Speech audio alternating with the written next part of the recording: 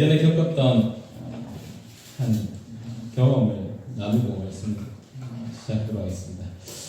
대학교 4학년 때였습니다. 졸업을 앞두고 학교에서 체육대회가 있었습니다. 그래서 여러 종목으로 이렇게 시합을 했는데 과별로 다양하게 경쟁을 했는데 그 중에서 여자 발야구 경기가 있었는데 그들이 저보고 발야구 감독을 맡아달라고 하더라고요. 저도 모르는데 감독을 하게 됐습니다. 그래서 시합 첫날에 이 아이들 데리고 연습도 시켰습니다. 그래서 훈련도 이쪽으로 쳐야 되고 너는 이쪽 발로 쳐야 되고 그렇게 훈련을 시키고 그렇게 간식도 먹으면서 그렇게 시켜서 보니까 너무 잘하는 겁니다. 그래서 우승할 수 있겠구나. 다음날 결승전인데 우승할 수 있겠구나 그런 생각이 들었습니다. 시합 당일이 되었습니다. 시작하기 전에 갑자기 비가 소나기처럼 내리는 거예요. 그래서 1회 초가 상대팀의 공격이었는데 비가 오다 보니까 수비를 하는데 공이 손에서 다 미끄러져 흘러내리는 겁니다. 충분히 연습하고 받을 수 있는 공인데 그 제대로 잡지 못하고 받았다가 놓치는 경우가 계속해서 이어지는 겁니다. 그래서 비가 내리듯이 어느새 이 아이들 눈에도 눈물이 보이는 그런 안타까운 모습이 이어졌습니다. 충분히 연습했는데 연습한 만큼 실력을 보니까 너무 안타까워하더라고요. 한 점씩 쌓여서 1회 초가 끝나는 게 점수가 17대 0이 됐습니다. 울먹이는 후배들 다독였는데 이길 수 있다는 그런 자신감에 긍정적인 말은 통하지 않고 저거 치킨 사줄게 이런 말을 하니까 눈빛이 갑자기 휘둥그레지는 거예요. 그래서 연습했던 대로 다시 한 번 더 야 너는 3루 쪽으로 차고 1루 힘차게 뛰어. 아니, 너는 저 폭으로 그냥 저쪽으로 찍어버려. 이런 식으로 이야기를 하면서 한 명씩 다시 연습했던 대로 돌아가서 하나씩 했고 여전히 물기가 남아있어서 우리가 미끄러졌듯이 상대방과의 그런 친구들도 잤다가 놓치는 경우가 계속 이어졌습니다. 그래서 한 점씩 따라잡았는데 1회 말이 끝났을 때 점수가 19대 17이 되었습니다. 정말 말도 안 되는 정말 너무 저는 눈물이 나오더라고요. 감동이 밀려 들어와서. 그래서 결국 그렇게 하다가 점수 엎치락뒤치락 하다가 결국 경기에서 이겨버렸습니다. 사실 저는 포기했었거든요. 포기하고 그냥 닭이나 한 마리 사주고 말자 이렇게 생각했는데 희망이 보이지 않는 상황 속에서 이 아이들은 그냥 순간순간 최선을 다했고 그 친구들이 결국 해냈습니다. 그래서 제가 가르친다고 앞에 섰는데 오히려 되려 이 친구들한테 많이 배웠습니다. 정말 인생도 이런 식으로 좀 멋지게 살아야겠구나. 이렇게 도전하는 자세. 어떤 힘든 상황 속에서도 할 수 있다. 아니 하나씩 해내보자. 이런 마음으로 살면 뒤집을 수 있지 않을까. 극복할 수 있지 않을까. 그렇게 많이 깨달았습니다. 하늘이 무너져 솟아나는 구멍이 있다는 이야기를 많이 합니다. 아무리 답이 보이지 않는 상황이 있다 할지라도 정말 최선을 다하고 노력하면 그 상황 벗어날 수 있을 것 같습니다. 세상에 거의 모든 문제가 아닐지라도 대부분의 문제들은 그럴 수 있습니다. 그런데 우리 인간이 감히 엄두조차 낼 수 없는 문제, 절대 스스로 해결할 수 없는 문제가 있습니다. 그것이 바로 죄에 관한 문제입니다. 그동안 우리가 배웠듯이 이 죄의 문제는 우리에게 우리 스스로 어떻게 돌파구를 찾을 만한 답이 없는 문제입니다. 그 어떤 노력으로도 선행으로도 고행으로도 지식으로도 이 세상의 모든 것을 다 쏟아부어도 이 죄의 문제는 절대 인간 스스로 해결할 수 없는 문제입니다. 그동안 이 죄 어쩔 수 없이 짓는 것이 아니라 우리 인간이 고의로 짓는 것이라고 배웠습니다. 우리 스스로가 하나님을 저버리고 있습니다. 핑계할 수 없습니다. 죄로 인해서 하나님과의 관계를 끊어버리고 하나님과의 관계에서 멀어지고자 하는 것이 우리 인간들입니다. 그런데 생각해 보십시오. 죄로 인해 하나님과의 관계가 끊어진 우리가 스스로 이 관계를 회복할 수 있겠습니까? 하나님과 우리의 관계는 애당초 하나님께서 우리에게 다가오심으로 시작되었습니다. 지극히 높으신 하나님께서 이 낮고 천한 우리와 언약을 맺으시면서 관계를 허락하시면서 이 하나님과 우리의 관계가 말도 안 되는 관계가 시작되었습니다. 우리가 시작해서는 만날 수 없고 이루어질 수 없는 그런 은혜의 관계입니다. 그런데 그 은혜 속에서 우리가 죄로 인해서 하나님과 멀어졌습니다. 우리가 이 관계를 저버리고 이 관계를 거부했습니다. 그냥 단순히 손을 뿌리쳤다가 다시 잡는 개념이 아닙니다. 우리로서는 다시 다가갈 수 없고 회복할 수 없는, 엄두도 낼 수 없고 아무 답이 없는 그런 비참한 상황인 겁니다. 하이델베르크 요리입니다. 우리 1부를 다 배우고 2부에 지난주부터 배우고 있는데 인간의 죄와 관련된 이야기를 1부에 나눴습니다. 우리가 이 부분을 통해서 꼭 기억했으면 좋겠습니다. 우리의 죄의 문제, 정말 이 죄의 문제 우리가 해결할 능력이 없는 존재라는 것을 우리는 꼭 기억했으면 좋겠습니다. 죄는 정말 우리가 도무지 해결책을 찾을 수 없는 문제입니다. 답이 없는 문제입니다. 그것도 우리의 생명과 관련되어 있는데 답이 없는 문제입니다. 그런데 이 중요한 문제, 우리는 얼마나 관심이 있습니까? 얼마나 많은 에너지를 쏟고 있습니까?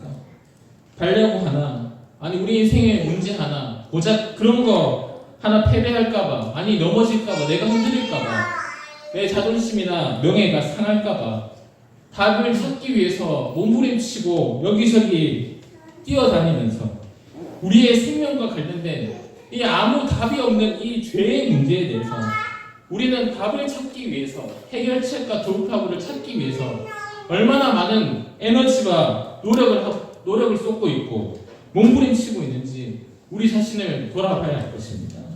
해결책이 없는 이 죄의 문제에 대해서 그냥 아무 생각 없이 너무나도 쉽게 그냥 은혜라는 말로 그 단어로 감싸버리고 덮어버리고 그냥 넘어가고 그렇게 살아가고 있는 것은 아닌지 우리 자신을 돌아볼 필요가 있을 것 같습니다. 지난주부터 우리가 2부에 넘어와서 하나님의 공의에 대한 얘기를 먼저 배웠습니다. 죄는 의로우신 하나님과 섞일 수 없습니다. 죄를 가지고서는 하나님과 관계할 수 없습니다. 그러면 그런 죄인이 하나님께 어떻게 다가갈 수 있고 하나님 앞에 어떻게 설 수 있겠습니까? 하나님이 그냥 눈 감아주십니까? 죄를 보고도 눈 감아주십니까? 아니면 용서해주기 위해서 공의라는 속성을 잠시 덮어주고 우리를 만나주십니까? 그렇지 않습니다. 우리가 살기 위해서는 하나님의 공의 영원토록 만족시키면서 죄의 문제도 해결할 방법이 있어야 합니다. 그런데 그 방법을 찾는데 지난 시간에 배웠듯이 이런 방법은 우리 자신에게도 세상의 어떤 곳에도 없다는 것을 우리는 결론으로 내렸습니다. 그럼 우리는 도대체 어떻게, 어디서 하나님의 공의를 만족시키면서 죄의 문제를 해결할 수 있는 도움을 찾을 수 있겠습니까? 우리는 하나님과 우리 사이에서 도움을 주실 수 있는 분을 중보자라고 말합니다. 중보자라는 원래 단어는 중앙, 가운데라는 어원에서 시작했습니다. 가운데에서 중앙에서 중재하는 역할을 하는 사람을 중재자라고 부르는데, 특별히 이 중보자라는 단어가 성경에서 쓰일 때 다들 잘 아시다시피 하나님과 우리 사이의 중재 역할을 하는 부분에서만 중보자라는 표현이 쓰입니다. 중보자가 그리고 누구이신지 성경에서 분명히 나타내고 있습니다. 디모데전서 2장 5절 제가 읽어드리겠습니다. 하나님은 한 분이시요 또 하나님과 사람 사이에 중보자도 한 분이시니 곧 사람이신 그리스도 예수. 하나님과 우리 사이의 중보자 오직 한 분이십니다. 그리고 그분은 사람이신 예수 그리스도이십니다. 우리는 그렇게 고백합니다. 우리가 너무 잘 알고 있듯이 하나님과 우리 사이에 설 수 있는 분, 그 사이에서 죄의 문제를 해결할 수 있고 그 사이에서 중재하실 수 있는 분은 예수 그리스도 뿐입니다. 세상에 그 어떤 자도 그 어떤 것도 그 자리에 위치할 수 없습니다. 그런데 이 예수 그리스도 또한 하나님의 속성을 훼손하면서, 공의로우심을 훼손하면서 그 자리에 서 계신 것이 아닙니다. 지금까지 우리가 줄곧 배워왔던 것처럼 하나님의 공의를 완전히 만족시키시면서 동시에 죄의 문제를 해결할 수 있는 완전한 조건을 갖추고 중보자, 중재자의 위치에 서 계신 겁니다. 오늘은 그것을 보도록 하겠습니다. 중보자의 조건, 어떤 조건에 합한 모습으로 중보 자리에 예수 그리스도가 서 있는지 보도록 하겠습니다. 먼저 교리문답 16문을 보면 중보자는 참 인간이고 의로운 분이셔야 된다라고 이야기를 합니다. 참 인간이어야 한다는 것이 첫 번째 조건입니다. 인간이 인간의 죄를 해결해야 한다. 다른 존재가 대신 해결해 줄 수 없고, 그리고 동시에 완전 의로워야 한다라고 이야기합니다. 죄가 없어야 한다. 죄가 있으면 다른 사람의 죄 문제를 해결해 줄 수 없습니다. 그래서 인간이면서 죄가 없는 자, 그 자가 중보자가 될 수 있다. 그림담에서 이야기를 합니다. 그것이 하나님의 공의로우심입니다. 참 인간이어야 한다는 것은 지난 시간에 이본에서 간단하게 배웠습니다. 다른 피조물로서는 인간의 죄에 대한 하나님의 진노를 감당할 수 없다.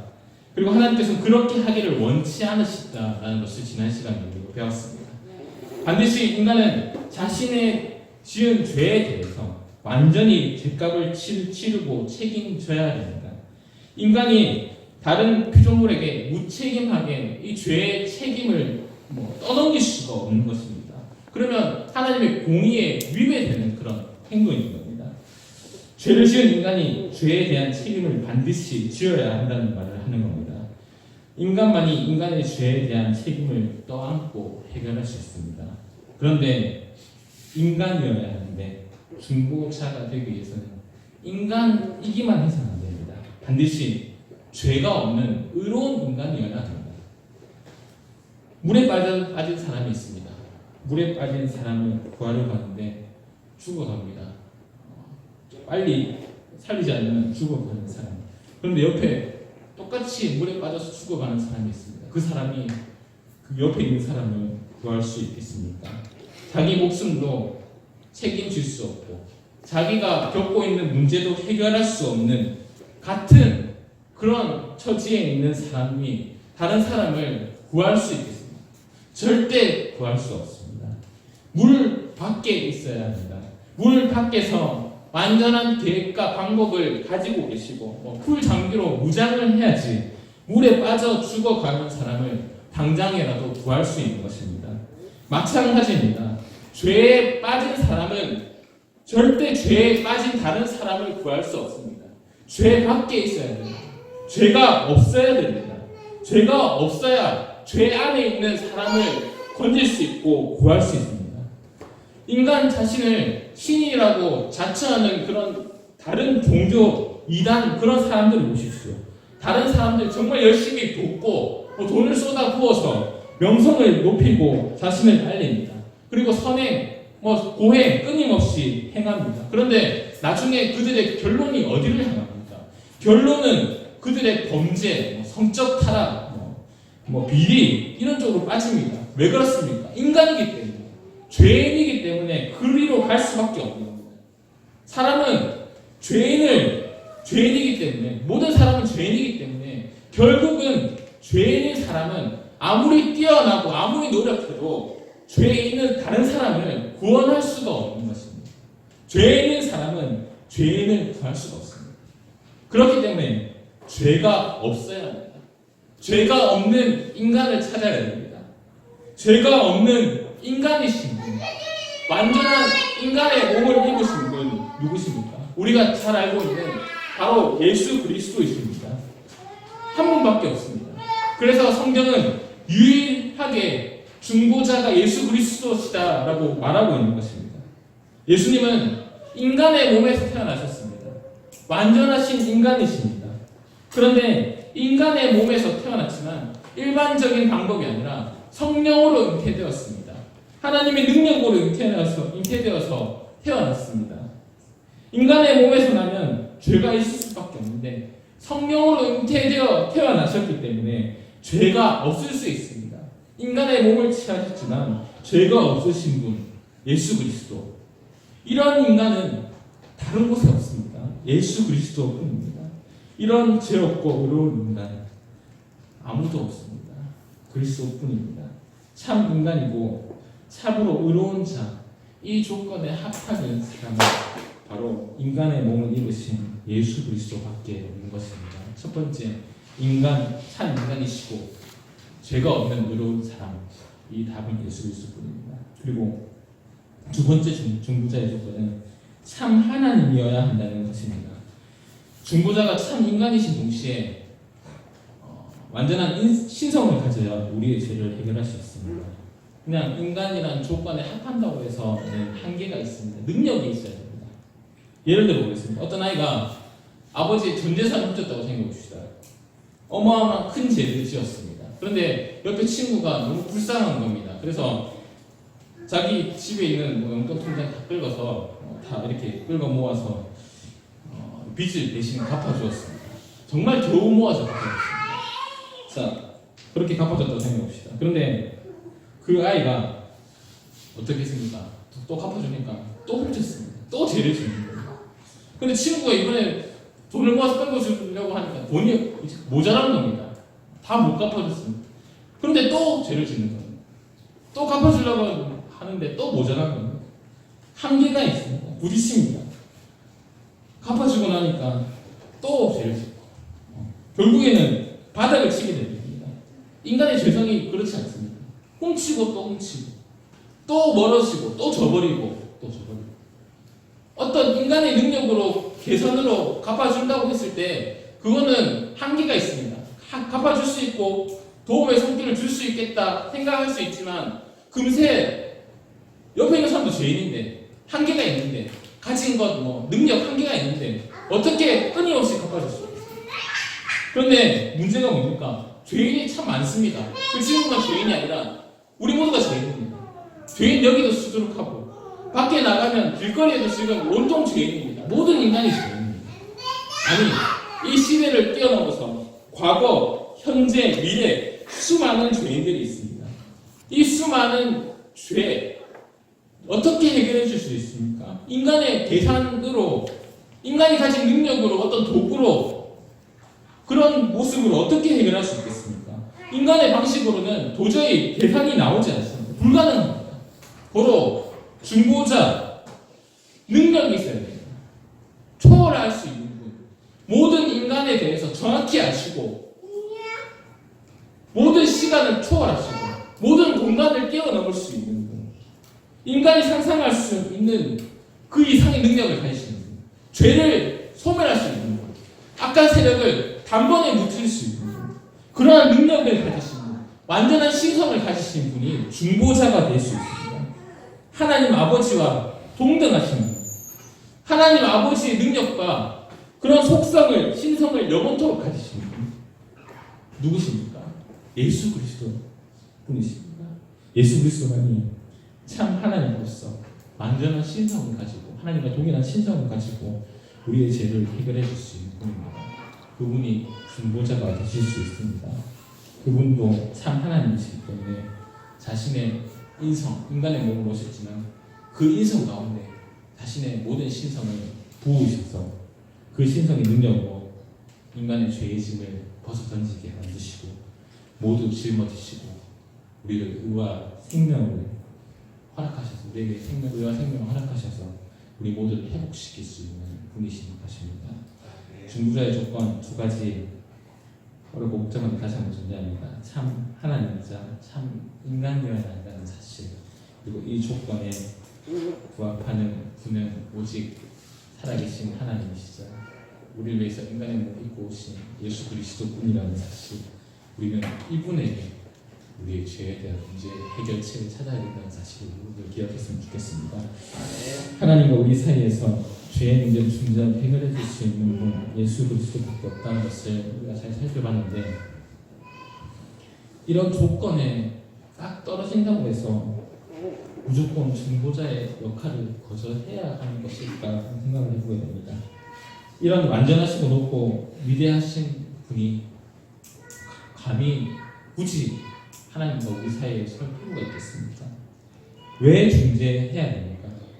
이 벌레 같은 우리들을 위해서, 하나님과의 관계를 끊어버리는 우리들을 위해서 은혜로 다가오셨는데도 불구하고 우리가 날마다 저버리고 있는데 왜 하나님이 이 사이로 와서 친히 고난을 받으시고 십자가에 달리셔야 합니까? 그럴 필요가 없는 분이십니다. 그리고 우리가 요청하지도 않았습니다. 하나님께서는 친히 다가오셨고 예수 그리스도는 친히 중보자가 되어주셨습니다. 그렇게 하기로 작정하셨고 오래전에 우리를 위해 계획하셨고 그 계획을 이루시고 또 그로 인한 은혜를 우리에게 적용시켜 살아가게 하고 계십니다. 단지 우리를 너무나도 사랑하시기 때문에 우리를 오전에도 배웠지만 사랑하시기 때문에 이 사랑이 보통 사랑이 아니라 자신의 사랑입니다. 삼위 하나님이 영원토록 완전하게 주고받으시는 그 사랑 다 떼어주고 다 내어주어도 그 안에 여전히 완전한 사랑이 남아있을 수 있는 그 말도 안 되는 우리 머리로 이해할 수 없는 그 신비로운 사랑 그 사랑을 우리에게 거저 다 주어도 자신의 아들을 내어주어도 자신 안에 완전한 사랑이 남아있을 수 있기 때문에 그 사랑으로 그 큰 사랑으로 우리에게 다시 한번 주실 수 있고 그 사랑으로 친히 중보자가 되어서 우리에게 다가오신 것입니다. 이것이 복음입니다.